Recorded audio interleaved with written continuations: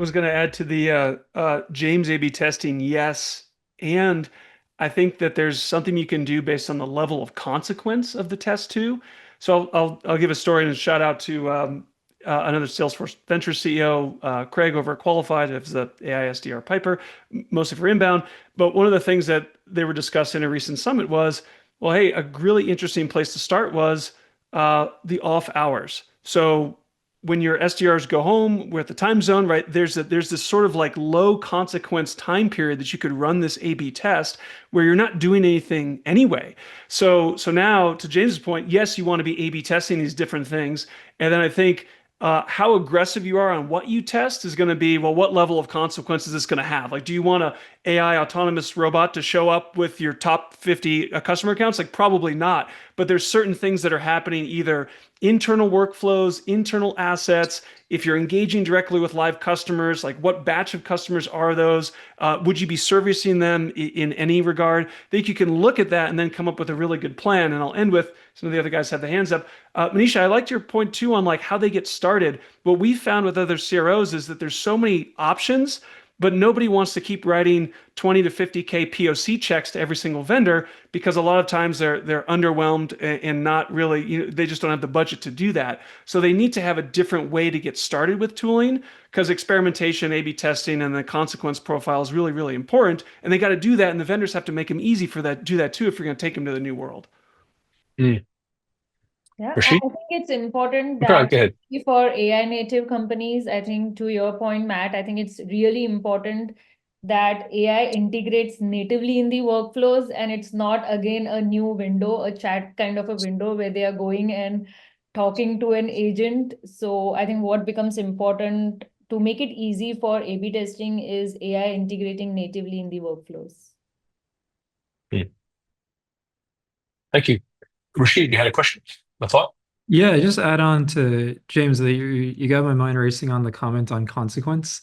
I'm sure you intentionally said you're starting with SMB, right? There's like a certain, you know, what consequence and trade-off are you They okay make with? they make good guinea pigs, I suppose. Yeah. For Right. better or for worse, I mean, we all love our SMB customers, but I Hmm. think the interesting piece here is like, for example, we sell enterprise. We automate relationship mapping and operationalize multi-threading for our customers. That's the core value prop, and that's a very enterprise motion. All of our customers sell upmarket. And to your question, Warren, it's like, can you go agentic and fully trust something to go on the fly? And if so, which segment of your customers are you okay with that? And I think in Hmm. SMB, we're okay with your point on the guinea pigs and seeing if that's something that can scale, because frankly, the alternative of selling enterprise is a very relationship human heavy sale. You cannot automate that in some ways. You don't want an ASDR to blast your limited TAM and the app bats you have up there, ruin even that one chance you have where that VP of sales sees a terrible email and says, guys, like we're never buying from this company ever again. And so Mm. I think I'll add like this qualifier to your question, which is really interesting of yes, you can go agentic, but you have to have a very honest conversation of do you trust the workflow you're trying to replace? And is your end customer, if it's customer facing, okay with that if there's margin of error? And I'm sure James, well, that's why maybe SMB is the starting point there too. But just a perspective of customer selling enterprise. Yeah, that's a good point. I see this as almost like the point at which when outbound went from email to cell phones. There was a lot of reticence around, am I going to call people's mobile devices or not? And there was all this sort of chatter around who's going to be the first person to do that. Now it's commonplace, right? I mean, I think that if we see people start running out of the gate, all of a sudden there's permission. Oh, well, he's doing it. I'm doing it, and all of a sudden your phone's ringing all the time. And I do think there's going to be some outliers that do it enough and they're willing to be the first movers right through the door, the first through the door, so to speak.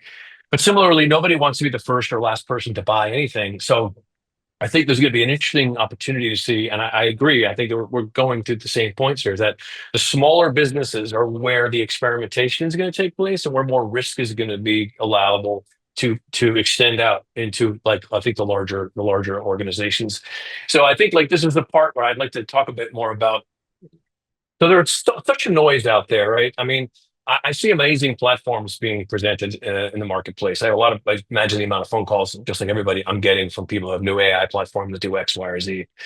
And I also see now every single one of the software platforms that I've been using for the last 10 years now all of a sudden has that little star next to it, right? That little twinkly star that indicates they've like peppered some AI into it to make it seem like it's magical all of a sudden. I don't know what that means. It's like, okay, so it's a cute little star, but show me what the AI is. I think we all need to be a bit more educated on the kind of questions we need to ask to find out when you're using artificial intelligence in the systems, how much of it is AI included to make it seem more palatable for the marketplace today because everybody else is doing it, a bit performative. And then there's also, if I were to remove the artificial intelligence from your system, would it devalue its viability to me?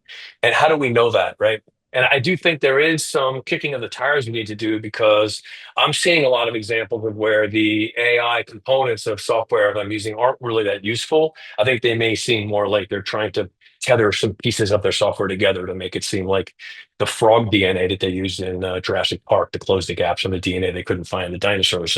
I think there's some of that.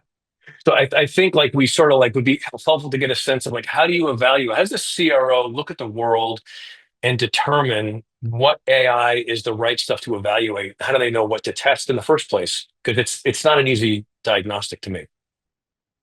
James, go ahead. Ashley, I think you were first. Yeah. Unless Yeah, no, Sure. I was going to weigh in on this. I think that Okay. it kind of goes back to the earlier part of the conversation around the analysis of where maybe the waste is or the use cases. Because I think if you start from that sort of first principle, then you can go do evaluations of AI products to go solve that versus general purpose AI transformation. What does that even mean? Where would you even start from? And I think about things like when AI got embedded into Notion. I know that it's available, but I still go to ChatGPT or Claude to rewrite things, even though it's in Notion. It's just like, and because I just trust in a sense that like, okay, I'm just going to go to like, I'm going to pick my model. I know that it's like for this kit, I'm going to go there, have my GPTs already trained, and then I copy paste to Notion. That might be a waste of time, but ultimately you're going to do the thing that solves for the best. And I think that if we think about how a CRO would want to make evaluations in 2025, if you go to, I want to solve for helping my reps with account planning, or I want to solve for CRM hygiene, like start there, do the vendor search. And I think we have to go into the question of going back to like, how do you intelligently transition to all these agentic AI? You got to make some bets. Like you got to get in with some of these vendors and work alongside them because AI is all about the prompting. It's all about learning about your organization. And so if you always write things off, then you might never adopt things. And going to our point of like crawl, walk, run, like you might be too late if you say, oh, none of them worked. None of them worked. None of them worked. And I think all of us who have been building in this space for the last couple of years, the rate at which we can improve our product is just dramatic. And the rate at which that product changes because of feedback from our customers, because we're working closely with our customers, means that on the other side, doing the evaluation, you got to come and actually just pick some tools and get them integrated. And I think too, maybe something that you wrote off a year ago, you should come back and revisit because 1 year in this world is so dramatic in terms of the change. And you might be so pleasantly surprised at how the combination of the models and the companies that we're all building on top of it have improved to where it actually can solve your problem now. And that's only going to continue as we go on year by year.